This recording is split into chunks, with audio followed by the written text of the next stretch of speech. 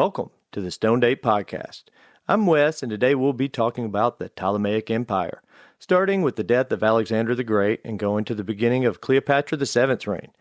We do plan on doing an episode for both Alexander and Cleopatra in the future, so we won't spend too much time in those areas. This is very interesting to me. I've been wanting to learn more about this dynasty for a while now. For this one, we leaned heavily on a book, A History of the Ptolemaic Empire by Gunther Hobel. And the Ptolemaic Dynasty did have a decent amount of incest and murder of different family members, so listeners beware. But before we start talking about antiquity, let's get high. And tonight, I'm going to be smoking a pre-roll, or not a pre-roll, a cone that I packed myself. And it's from the brand Alien Labs. I don't think I've had Alien Labs yet, and I do believe they're in cahoots somehow with Connected. I will try to look more into that in the future. But what I have tonight is a XJ13, that's the strain, and the grow that I got, let's see here, THC is 29.48%. And I absolutely consider Alien Labs and Connected top-tier brands. And they sell it, kind of all over. It's not one dispensary specific. It's not a house brand. I believe they are based in, let's see here, Sacramento, California. So originally in California. And just showing what they have or what Alien Labs sells, they do have some collaborations with different brands. And they sell vapes. It looks like vape cartridges. I'm not sure if they have all-in-ones. They sell flour, which I have, and they sell concentrates. And they have pre-rolls. And all of those that I've had have been good. So the description for XJ13 through the Alien Labs website says a legendary Jack Herer crossed with G13 Haze hybrid. XJ13 delivers a smooth, euphoric high perfect for creativity and conversation. Its balance effects keep you uplifted and clear, headed without paranoia, while bold lemon pledge and pine flavors make every hit a refreshing experience. A timeless classic with that Alien Labs touch. It is a sativa, and again, the lineage is Jack Herer crossed with G13. And that's what we're going to be smoking tonight. If you want to leave me a comment or send an email, let me know what you're smoking when you listen to the show. And yeah, super nice flavor with this. I got some pine flavors, some citrus flavors. And really organic tasting. Just really earthy tasting too. Just like kind of fresh, earthy tasting. All right, let's go into Alexander and the Ptolemies. So after his great victory in Issus in November 333 BCE, Alexander the Great conquered Tyre in 332 following a 7-month-long siege. Afterwards, he moved south with his army against Egypt. At the beginning of 331, Alexander went down to the Canopic branch of the Nile with a few troops and gave orders for the founding of Alexandria. He himself laid out the plans of the most important streets on the grid system, as well as the positions of the market square and individual temples. I do wonder, once it was completed, how much it was like, the OG had created it. The new city rapidly became Egypt's gateway to the Mediterranean world, since it bound the Nile country to the network of commercial and political relations between Mediterranean peoples. Early in 323, Alexander returned to Babylon, and then he died suddenly on June 10, 323. And on his deathbed, he publicly expressed desire to be buried in the Ammonian Asiwa, and that was in Egypt. He handed over his royal signet ring to the highest-ranking general and bodyguard, Perdiccas. At the very beginning, one of Alexander's best and most loyal friends, Ptolemy, presented a detailed and historically far-sighted model to the royal council. He suggested doing away with the token Argead kingdom and dividing the empire into loosely united satrap states. The military assembly adopted the following resolution. Aridaeus, who had just been acclaimed king by the infantry, was recognized as a king under the name of Philip, and the unborn child of Roxanne, if he were a male, would be named joint king. And Antipatros, the confidant of Philip II, whom Alexander left behind in Macedonia as regent, was to continue to rule as an autonomous strategos of Europe. Perdiccas, he took supreme command of the remaining royal army, and Crateros, a reliable field commander, was chosen as the representative of the crown. A few months later, Roxanne gave birth to a son, who was named Alexander, and as he had been planned, he was acclaimed joint king.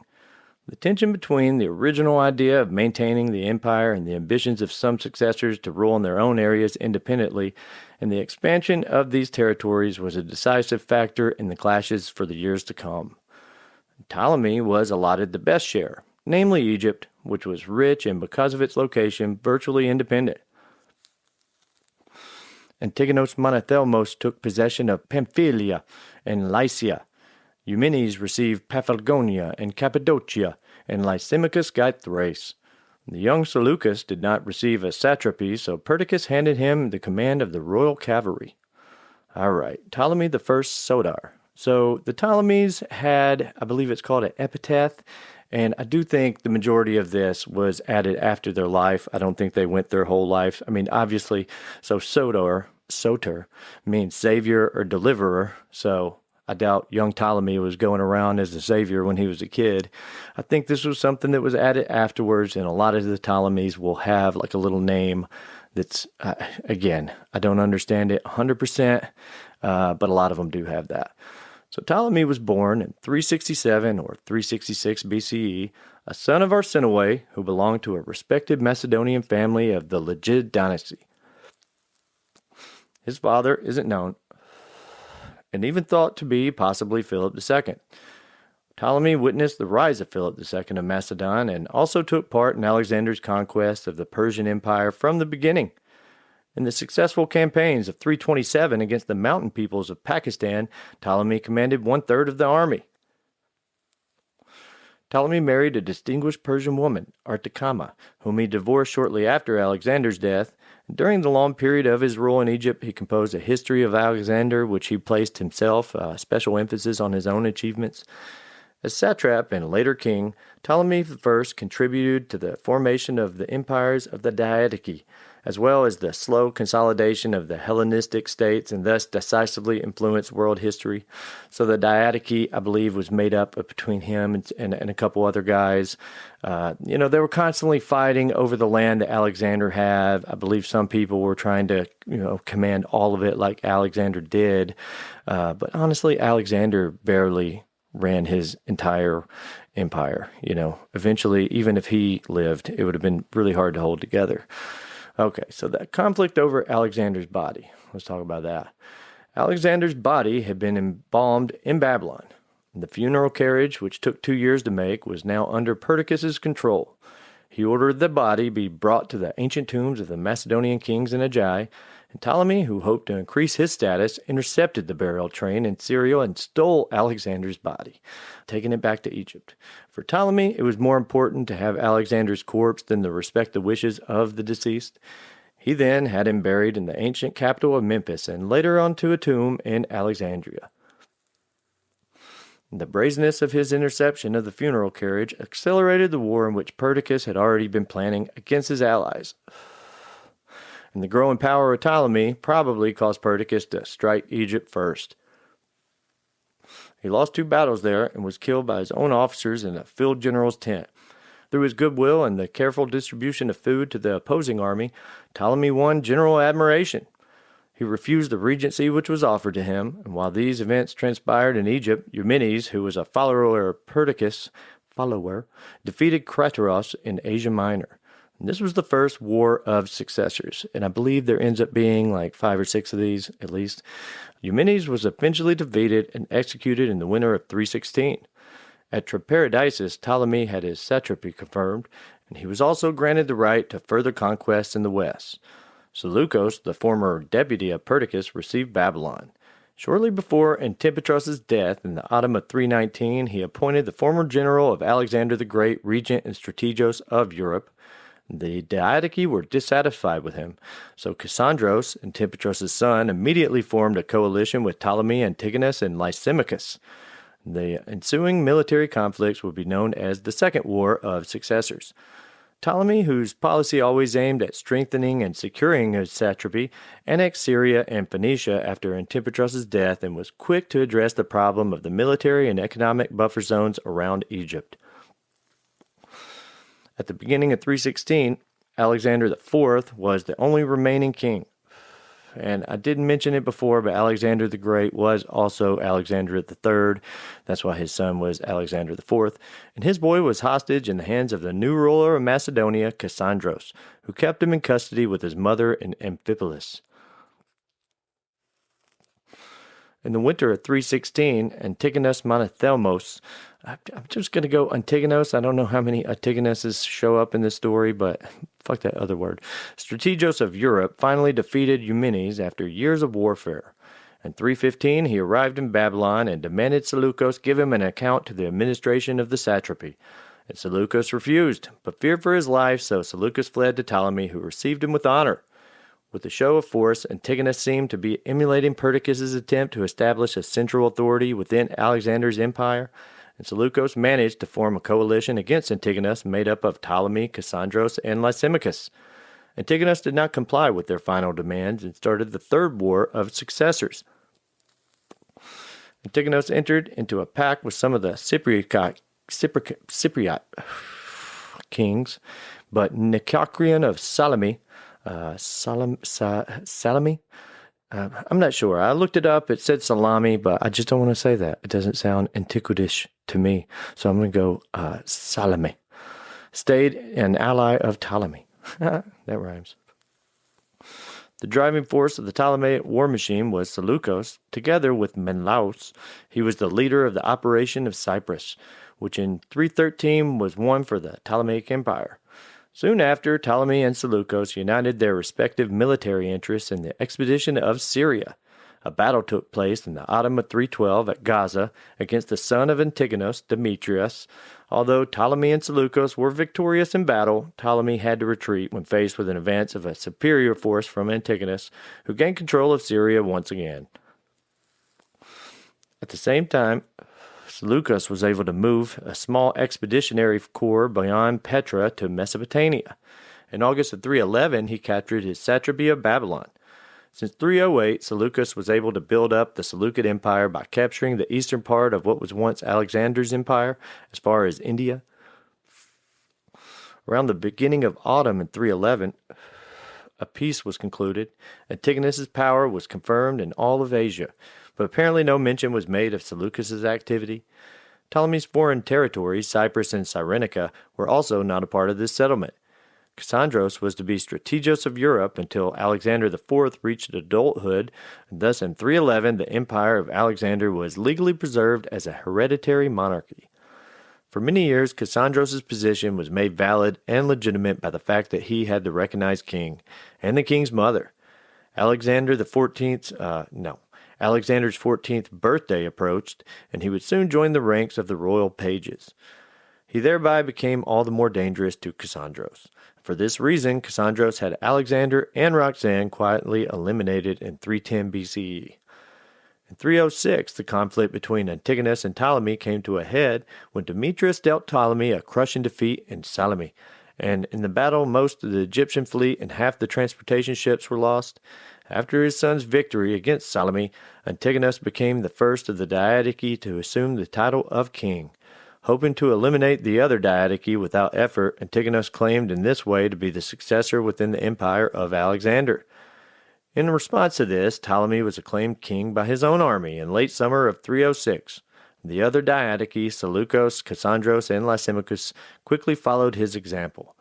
Antigonus and Demetrius now advanced together from Gaza towards Egypt. Ptolemy was able to fend off Demetrius' attempts at landing, and Antigonus eventually had to call off his advancement due to difficulties with provisions for his army. While Antigonus laid claim to the entire kingdom of Alexander the Great, the others recognized each other as equals, even though they also based their kingships on the association with Alexander.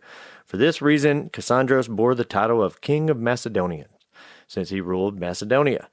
Ptolemy and Seleucus merely called themselves Basileus and proclaimed in this way their personal kingships, which followed Macedonian tradition and emulating of Alexander.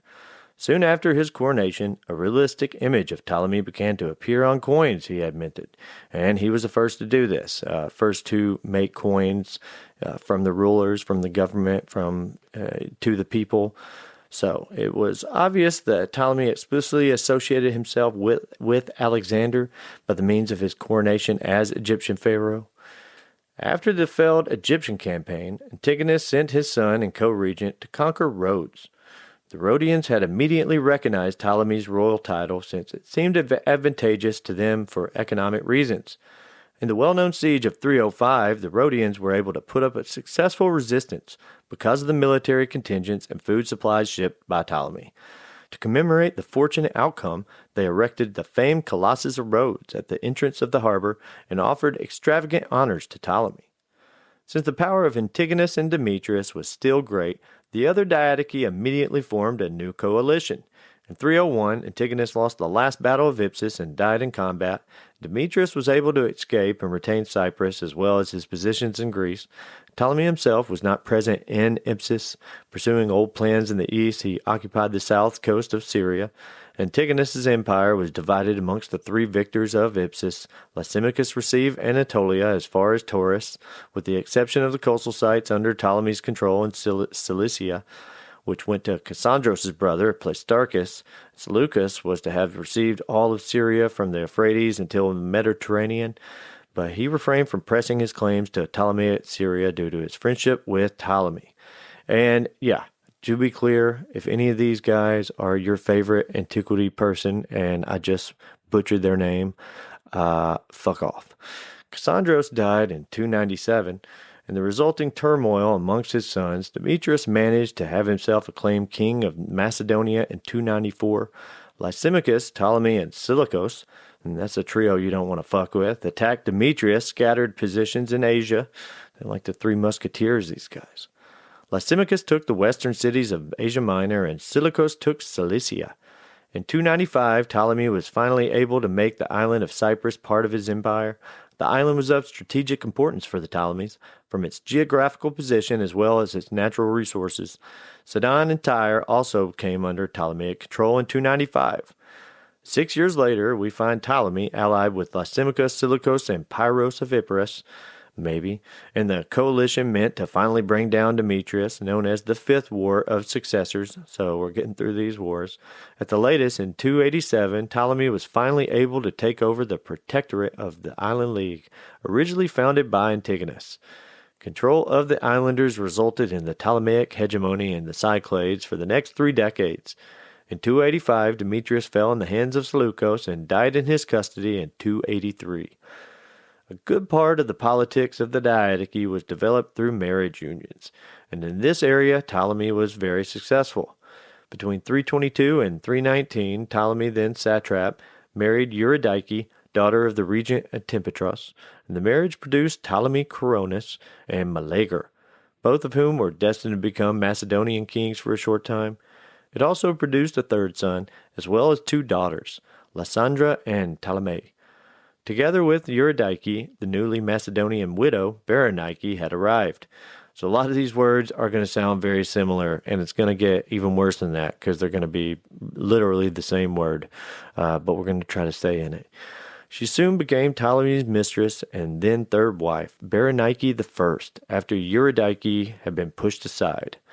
In 316, she gave birth to a daughter named Arsinoe, later referred to as Arsinoe II. And in 308, Berenike delivered a son who was later to be Ptolemy II, and at least one more daughter. Berenike eventually managed to have Ptolemy Coronis removed from the line of successors in favor of her own son, Ptolemy II. Shortly after 287, Eurydice and Ptolemy Coronis left Egypt. Ptolemy II was accordingly named co-regent in January of 284. His sister, Arsinoe II, had married Lysimachus of Thrace by the year 300. For him, already over 60, it was his 4th marriage. Lysimachus married off his own daughter from his first marriage to Ptolemy II, and this woman was referred to as Arsinoe I. Okay. Ooh, that was a mouthful, but that wasn't even a fucking piece of it. No major changes have been made to the socio-economic realities of Egyptian society or the administration of the Egyptian state since the time of the Persians. A variety of complex problems and changes resulted in the increasing number of Greeks who settled the area since the time of Alexander. And directly related to this was an increase in new Greek settlements in the land of the Nile. These people took over important administrative and economic positions, and the Greek language would soon become the dominant one in public life. although no one was forced to speak it. The seat of Ptolemy, I believe that's more or less the headquarters, as satrap, remained at Memphis for a time, out of respect for tradition, but Memphis was not suited for the kind of governance Ptolemy had in mind. It was not a convenient location for administrating foreign interests, nor was it a good site for economic and commercial activities. And for these reasons, in 311 BCE, Ptolemy transferred the residence to Alexandria. From that time on, it was Alexandria that the Mediterranean policy was carried out by the Ptolemies. Greeks' experience in financial matters and commercial relations took over these areas. This superstructure of influential Greeks in the Ptolemaic Empire came to require its own spiritual center in learning and poetry, a counterweight to both ancient Egyptian science and culture and to the other Greek centers of learning, such as Athens. To fulfill this need, the Museon, I'm going with Museon. I think it might be like museum, but Museon. That's what I'm going with at least. Was established in Alexandria, a center of learning and training and research. Followed the example of Aristotle and Theophrastus in Athens. The Alexandrian Museum became the first scholarly academy in the Western sense of the word. The Library of Museum became an institution of great importance because of the hundreds of thousands of papyrus scrolls housed within it, serving as the basis of Alexandrian philology. This was the beginning of the Library of Alexandria, and although the Library of Alexandria is traditionally credited to Ptolemy II, the planning and first phase of construction certainly took place under his father, or so they say. In the winter of 283, Ptolemy I died at age 84. Ptolemy always acted with a view of Egypt's autonomy. Through difficult battles and a keen political sense, Ptolemy I forged an independent kingdom that went on to become a leading player in the politics of the ancient world. His 40-year reign was marked as a peaceful development in which the foundations of Ptolemaic policy towards the local populace were laid down. Ptolemy I initiated a new epoch in the history of Egyptian art, culture, and intellectual achievement. All right, so now we're going to talk about Ptolemy II, and as far as what they did for Egypt, the Ptolemies did positive, I'll say. It mostly came from Ptolemy I and Ptolemy II. After that, they pretty much just kind of stayed stagnant or deteriorated a bit until Cleopatra VII showed up, like kind of absolutely at the end of their family reign. All right. After about 2 years as joint ruler, Ptolemy II Philadelphos, meaning sibling-loving, assumed sole command and was crowned pharaoh around 282. At the beginning of his reign, the pharaoh was married to Arsinoe, daughter of Lysimachus of Thrace, and she gave birth to a Ptolemy, a Lysimachus, and a Bernice. Around the year 300, Ptolemy II's sister, Arsinoe II, had begun to live at the Thracian court of the spouse King Lysimachus. She became, man, I need to get some fucking water.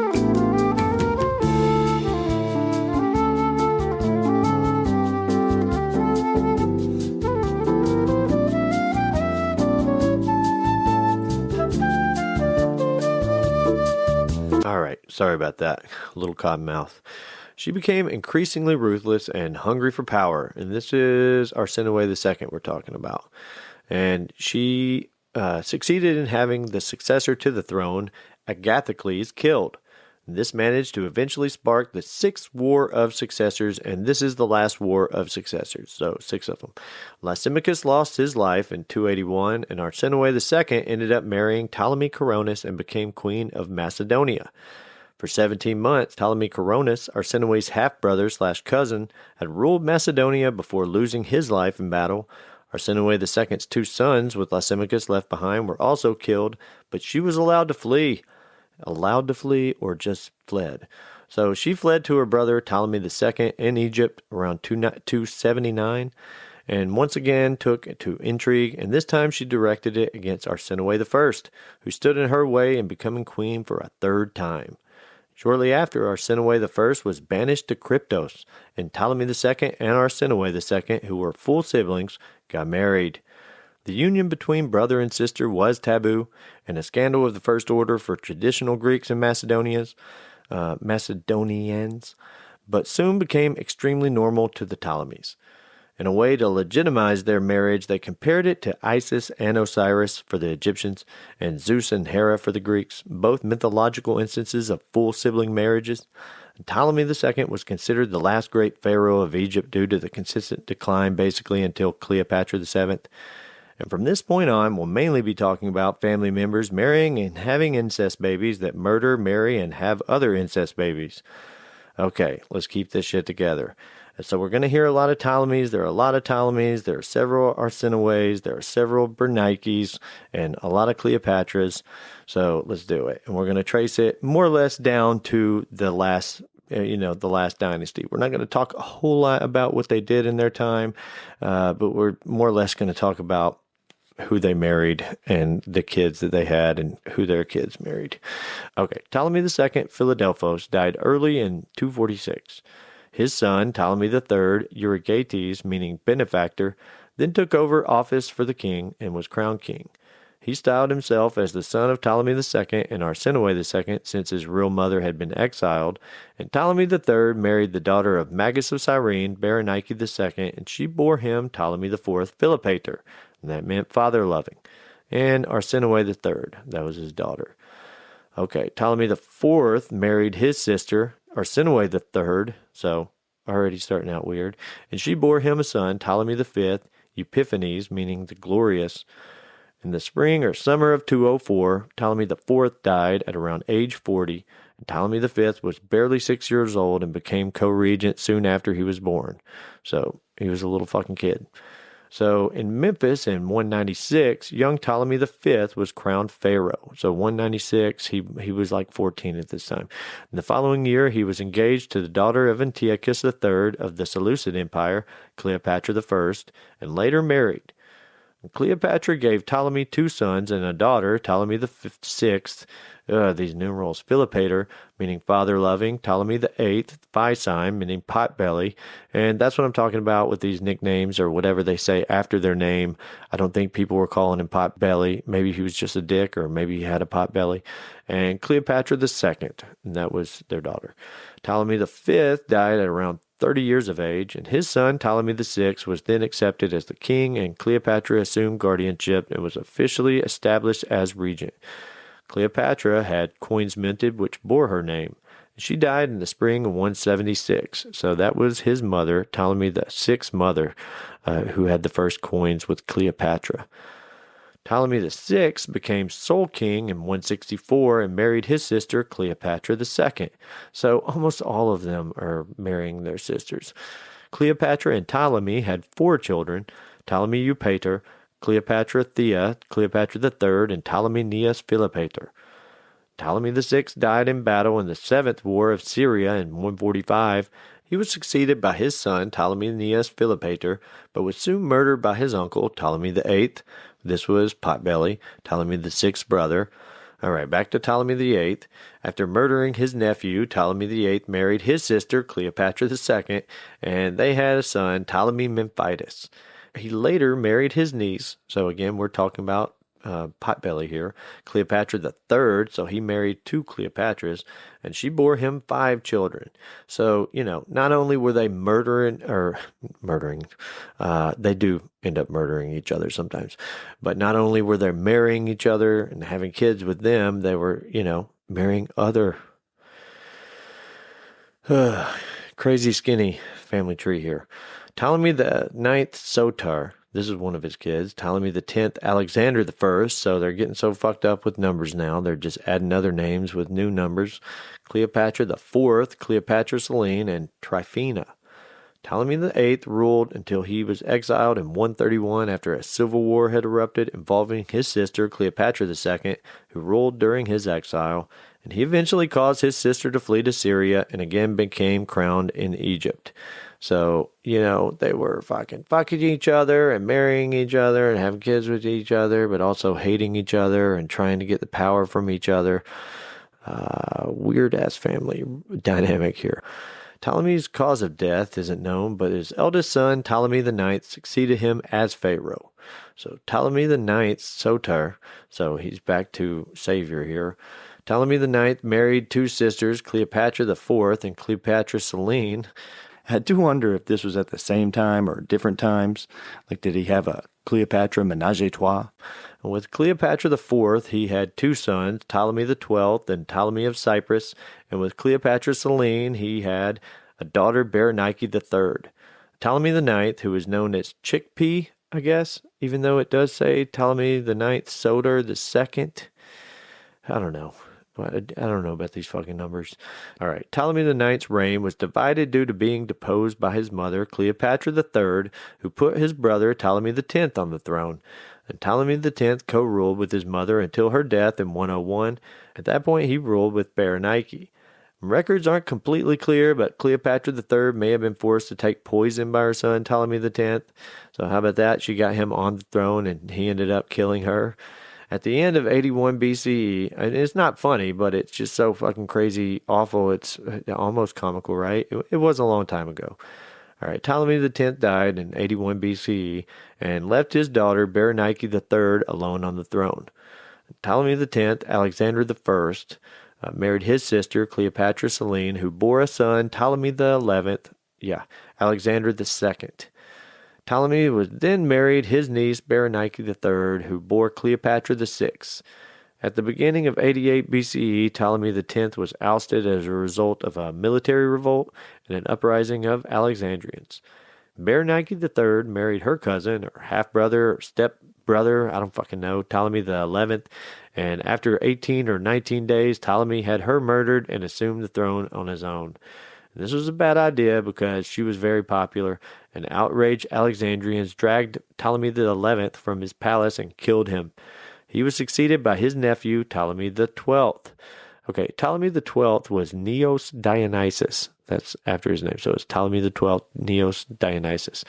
Soon after taking the throne, Ptolemy XII married Cleopatra VI, who in some sources say it was his sister, but according to our current timeline, it would be his half-niece, his half-sister's daughter, but who really knows? Anyway, Berenike IV and the infamous Cleopatra VII were born from this union, and Cleopatra VII is the Cleopatra that everyone just calls Cleopatra. It's who the movie was made about.